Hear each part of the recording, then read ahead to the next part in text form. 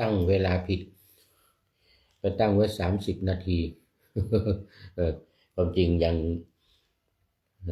พอมีอยู่อีก8-9 นาทีเอาอีก1 วิมานก็แล้วกันเพราะว่าเมื่อกี้นี้อโลมะวิมานจบไปแล้วเนี่ยมาต่ออีก1 วิมาน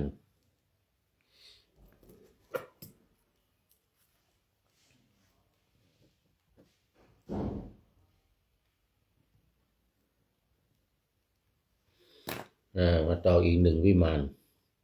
คือกัญชกะทายิกาวิมาน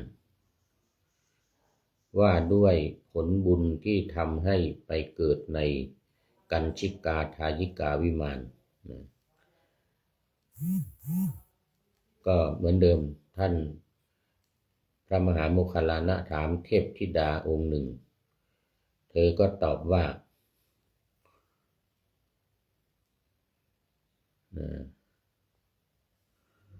เมื่อ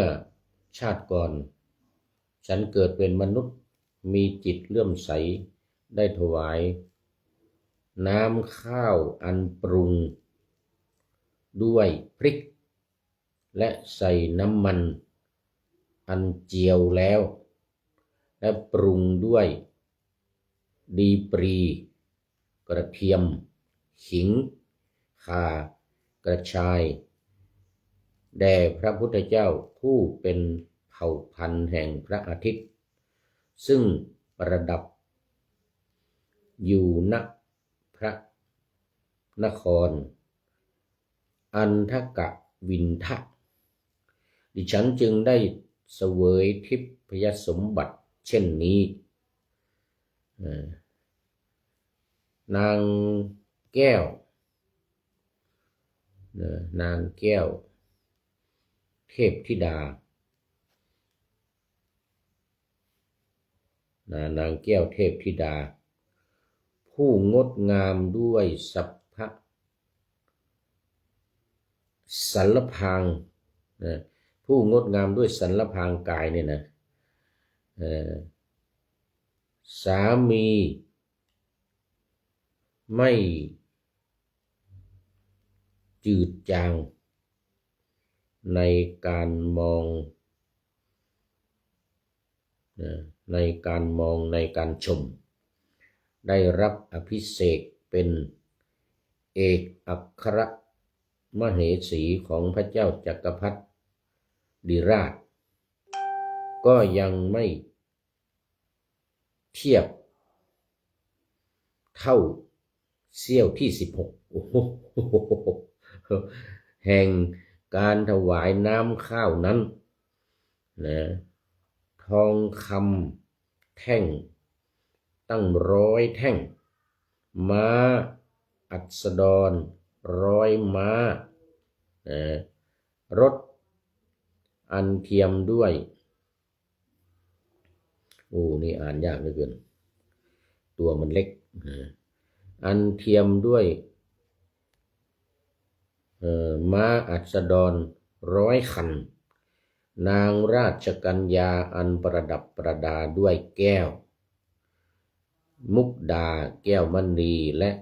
กุณฑลประมาณตั้งแสนก็ยังไม่เทียบเท่าเสี้ยวที่16แห่งการถวายน้ำข้าวนั้นโคชสารตัวประเสริฐอันเกิดแต่ป่าหิมพานต์เป็นอันตระกูลโคชสารมาตังคะมีงาอันงอนงามดุจงอนรถมีสายรัดแล้วด้วยทองคำ100 เชือกก็ยังไม่เทียบเท่าเสี้ยวที่16แห่งการถวายน้ำข้าวนั้นถึงแม้พระเจ้าจักรพรรดิผู้ได้เสวยราชสมบัติเป็นใหญ่ในทวีปทั้ง4ก็ยังไม่เทียบเท่าเสี้ยวที่16แห่งการถวายน้ำข้าวนั้นนะดูจะโม้นะแต่ไม่ใช่โม้หรอกเป็นเรื่องจริงนะคือการถวายน้ำข้าวแล้วก็มันไม่ใช่น้ำข้าวอย่างเดียวนะนี่เดี๋ยวต้องดูก่อน นี่นะมันใส่พริกเจียวนะปรุงด้วยนะพริกเจียวกระเทียมเจียวดูสินะพริกเจียวกระเทียมเจียวนะกระเทียมเจียวปรุงด้วยดีปรีกระเทียมขิงข่ากระชายโอ้มันหลายอย่างเอามาเจียวแล้วก็นะเอาใส่ในน้ำข้าวเอาผสมกับน้ำข้าวอ่ะโอ้อย่างนี้เลยของไม่ใช่น้ำข้าวธรรมดาน้ำข้าวเจียมด้วยกระเทียมด้วยอะไรต่างๆเหล่านี้ซึ่งทำให้มีรสชาติที่สุดยอดอร่อยแล้วมาจึงมาได้ผลมีวรรณะงามยิ่งนักมีรัศมีส่องสว่างไสวไปทั่วทุกทิศสถิตอยู่เหมือนดาวประกายพฤกษ์เพราะบุญญกรรมอะไรท่านจึงมีวรรณะงามเช่นนี้อันนี้คำถามที่ท่านพระมุคลานะถามแต่นางจึงได้มีผิวพรรณสดใสงดงามสดสวยมีสีเปล่งปลั่งสว่างไสวยิ่งนักเพราะการถวายน้ำข้าวแล้วก็มันปรุงด้วยกระเทียมเจียวพริกเจียวขิงข่ากระชายโอ้โหสุดยอดเลยถวายพระพุทธเจ้าจึงมาได้วิมานนี้เพราะฉะนั้นก็เรื่องของวิมานในชื่อยาวเนี่ยเรียกว่ากัญชกทายิกากัญชกทายิกานี่คือถวายน้ำข้าวที่ปรุงด้วยรสชาติอย่างดีมีกระเทียมเจียวเป็นต้นอันนี้ก็ฝากไว้ให้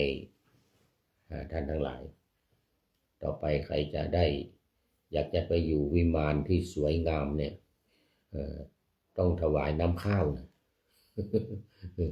น้ำข้าวเอาข้าวต้มเลยดีกว่า